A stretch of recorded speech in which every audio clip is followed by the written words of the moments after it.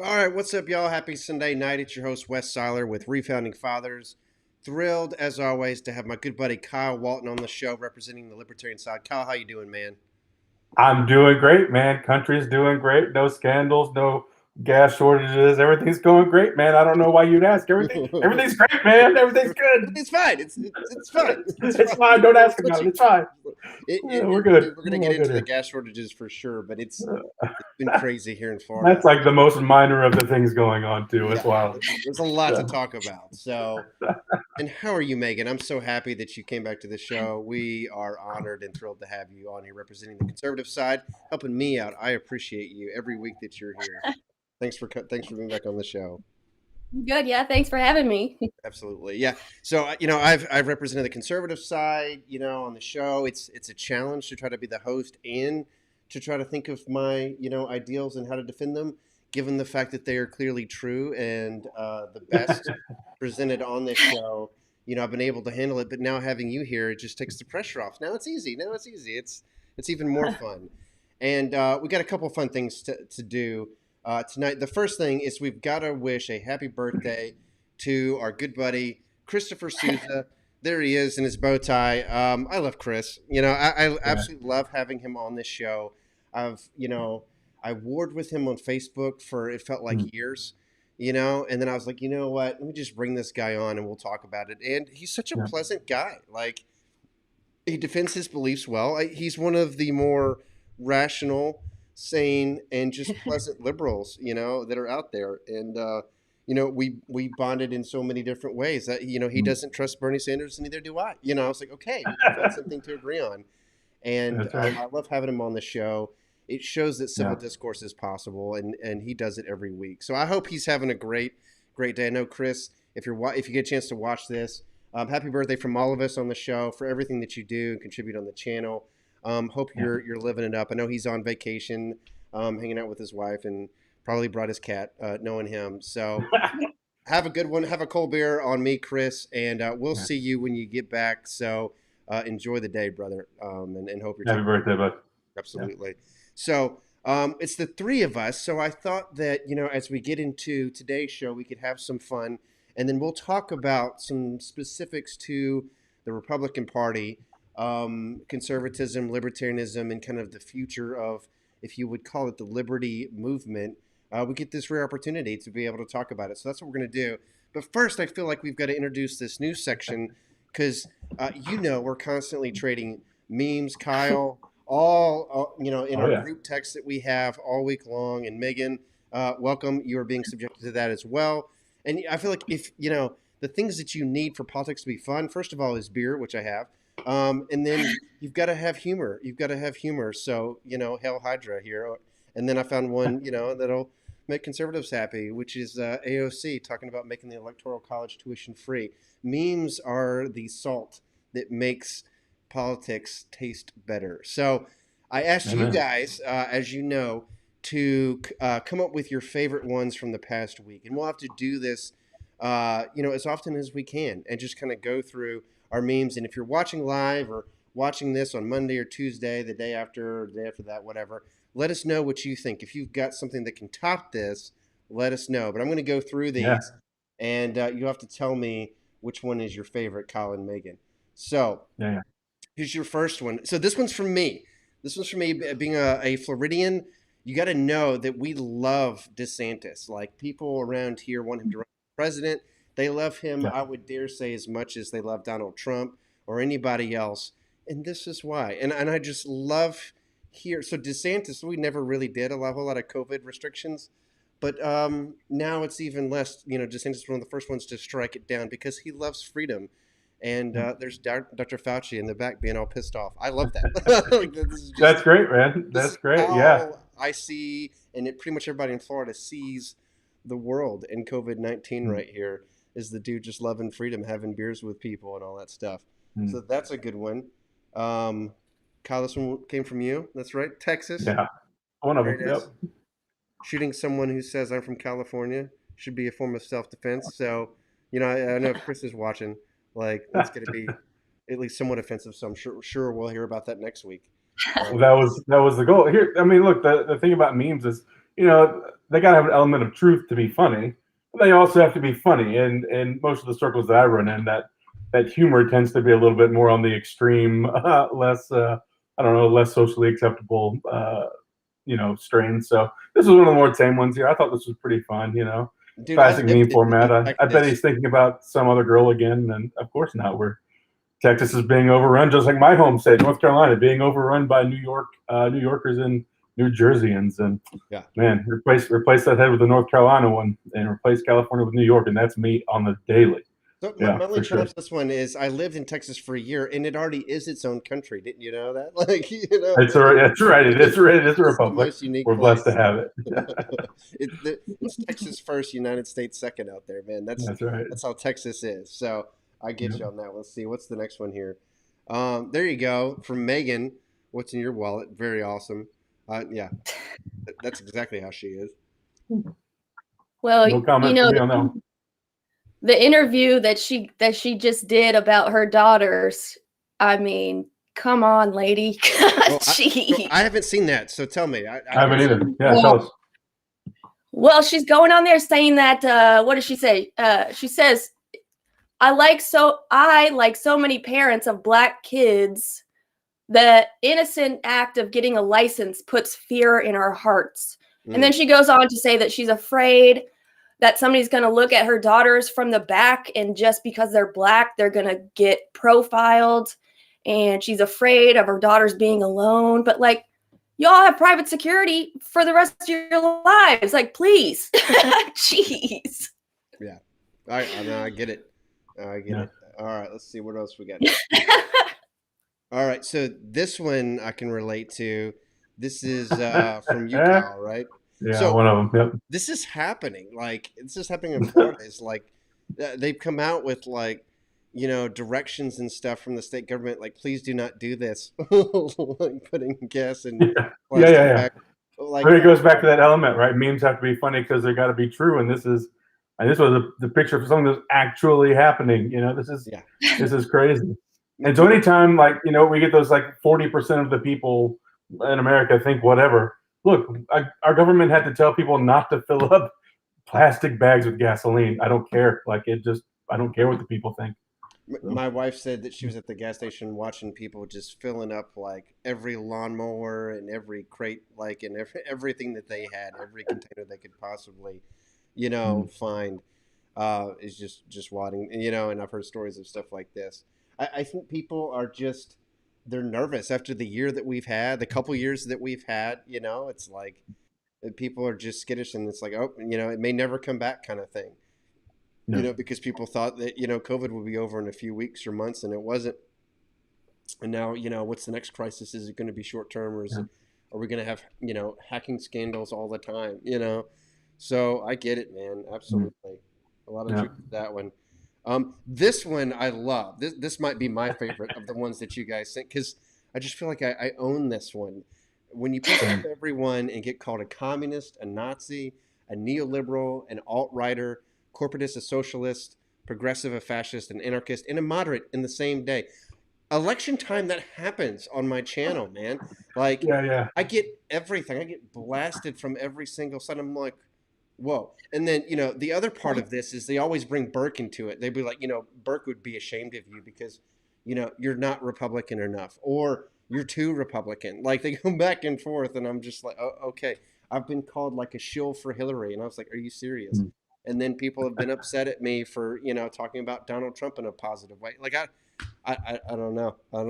But I love what he said. It ain't much, but it's honest. Ain't much, but it's honest work. Yeah, this is the daily life of a libertarian right here, man.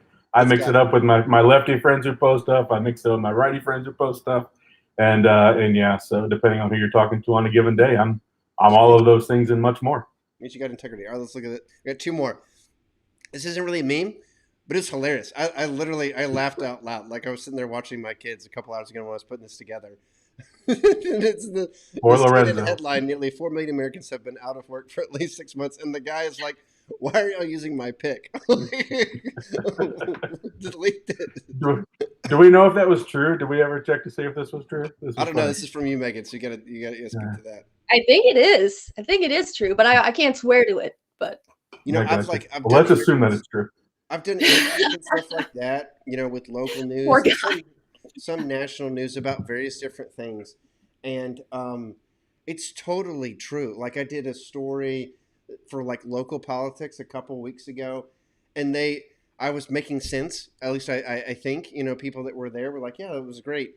And so obviously, like me being a conservative making sense, the liberal news had to like cut out what I was saying. Chop you up and down, yeah. Yeah, they literally like cut me off halfway through a sentence to make it seem like I never finished the sentence. Like, yeah, that's right. This all the time, right? And they pull these 3 words were inflammatory, but the rest of the sentence made sense. Yeah, so, I could totally like empathize with this guy, where it's like you turn on the news and you're like, wait, what? Like, yeah. So I thought that's fantastic. And then here's our last one. Me and the boys showing up at the polls to vote for Jenner. Is this the new GOP? That's really the question we're going to get into. But hey, there's already memes proving it, right? Like, so I think this wins for meme of the week. There's a lot of good ones, but a lot of fun. But yeah, that's a great segue. So thank you for providing all of those.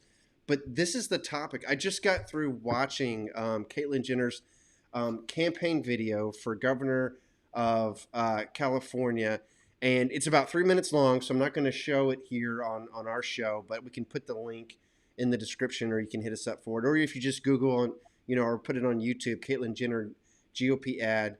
I mean, she is serious about this. She is running for the office. She is she's talking about small government, less taxes. She talks about trying to save California, how she came to California to be a runner and all this stuff and an Olympian, but now it's not the same place, and she's trying to bring it back, and she's turning a lot of heads. But I gotta wonder, like, what does this mean for the Republican Party? We were talking right before we went live. I remember not that long ago when people felt some kind of way about Mitt Romney running for office, right? Like, oh, because he's a Mormon, he has a different religion. Can we actually support him? I mean, it wasn't that long ago, a few decades, but it used to be controversial that we had a Catholic running for office in JFK. Yeah. And now is this country ready for someone who is transgender to be in a high office like governor? And then kind of more importantly, isn't it a little bit shocking that that's coming from the Republican Party and the right, as opposed to the Democratic Party and the left, where they have been championing transgender rights? I mean, I think of like all kinds of arguments with like Ben Shapiro, right? Like, you know, attacking people over transgenderism. Charlie Kirk, you know, was just on TV on Fox, and he was saying, nope, I can't endorse Caitlyn Jenner. Can't really see that happening because of traditionalism. You could go through all kinds of people who have made a name for themselves talking about biology and how important that is to gender, and dismissing the left and any sympathy they might have for transgender rights. And yet here we are with Nikki Haley right there, hanging out with Caitlyn Jenner, and so many people starting to warm up to the idea of her representing a future of the Republican Party. So what do you, let me start with you, Megan, on that one. As a conservative, as a Republican, if you had to choose between Caitlyn Jenner and a Democrat, how would you vote for her, and how would you campaign for her? How far would your support go, you know, if she was running for an office that made a difference in your life? Well, I would consider voting for her. You know, on one hand, she kind of is showing freedom, right? Freedom of choice. She gets to be what she wants to be. Right.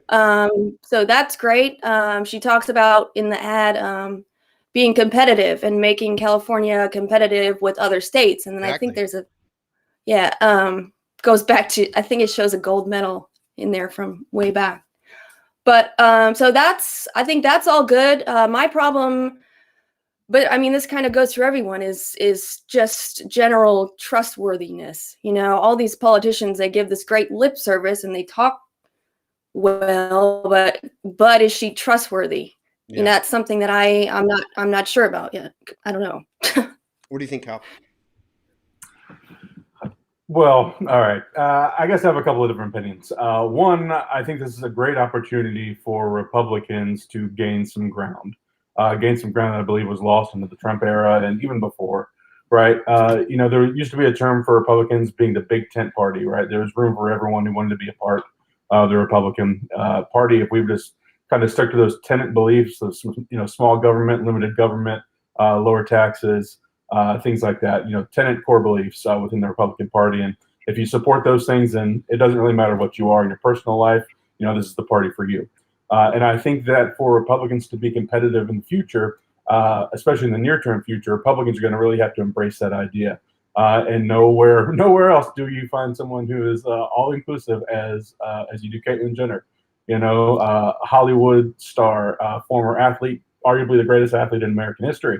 Transgender, reality star, obviously mother to father, I guess, to father, mother. I'm not going to guess the pronouns there, or the titles, to two of the most successful, for whatever they do, girls in Hollywood right now. So I do think it's an opportunity for them to gain ground. So on one hand, yeah, it's an opportunity for the Republicans to make a show and to gain some ground, I think, with being that big tent party again. Secondly, I just like to see California kind of in chaos, right? It's not a state that I care about a lot about. It's not like so. So if we can just make California just like a giant circus, that would make my East Coast heart so happy. I mean, it's just a mess, right? So let's have Caitlyn run. I saw that I held up the sign, Cousin Eddie for governor. That Randy Quaid was considering a run for governor. So yeah, let's just during this recall, let's just go as crazy as possible. Let's get everyone who wants to be governor and create chaos. I guess the third thing from that is, look, I don't think that Caitlyn Jenner is some bastion of classical conservatism. Not at all. Is she going to be worse than Governor Newsom? I think it'd be hard to be worse than Governor Newsom. Right. Yeah, given the recall and everything, sure. Yeah. It's a challenge because, on the one hand, can you look at what she is saying about politics and government and simply agree with that, right? Like, can we divorce the transgender issue from the platform? And I don't know the answer to that question. That's really tough. I mean, but it seems like we've done it before because, with Donald Trump, you had someone who, up until he endorsed right-wing conservatism, really didn't have that much to do with conservative circles. I mean, he had run before as an independent. Nobody really remembers that. The things that he had talked about seemed to make sense to a kind of broad base of people, but he wasn't really appealing to the right. It wasn't until he started hanging out with Newt Gingrich and followed Sarah Palin that he started to say, hey, maybe there's an opportunity here for me, right? Yeah. And then when he endorsed conservatism, all of a sudden, all of his past sins went away. We could rationalize and justify things that he said on the Access Hollywood tape, or the fact that he owned strip clubs or casinos, and all this. It was purely an endorsement.